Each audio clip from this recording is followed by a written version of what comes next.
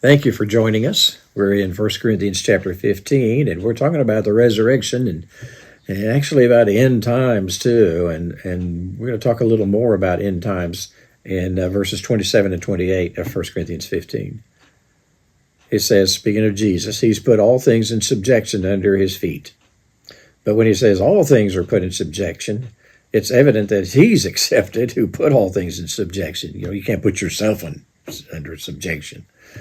And when all things are subjected to him, then the Son himself will be subjected to the one who subjected all things to him. Is that confusing to you? It is to me too.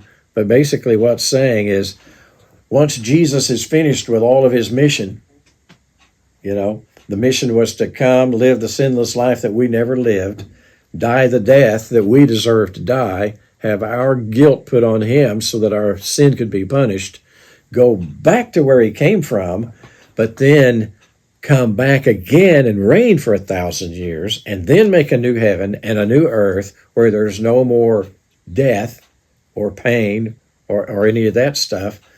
Then this particular passage says, then he's going to completely go back to what he was before the mission ever started, so that God may be all in all, which is the last statement that's made there.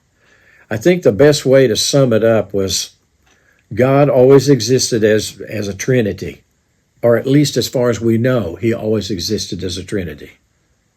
He can do whatever he wants, so he can refuse to be a Trinity again and just be one person, or he can remain three persons, whatever God wants to do.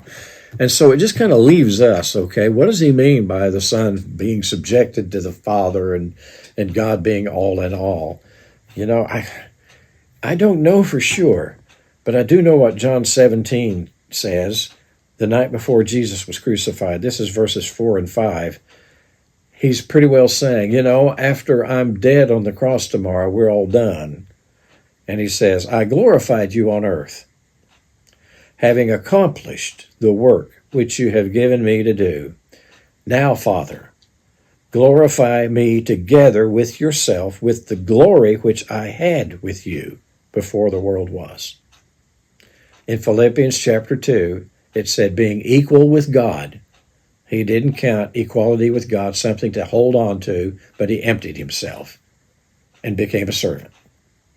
And of course, the servanthood was to go all the way to the cross. And so deliberately, Jesus, who was worshiped as God, equal with God, John chapter 1, in the beginning was the Word was with God, the Word was God, and all things were made by him, speaking of Jesus. So he said, now we're all done, and I'm back to the glory that I had before we did all of this. Whatever that is, I don't know for sure. But I do know this, he will be praised and glorified forever and ever as God. Yeah, all done. Bye.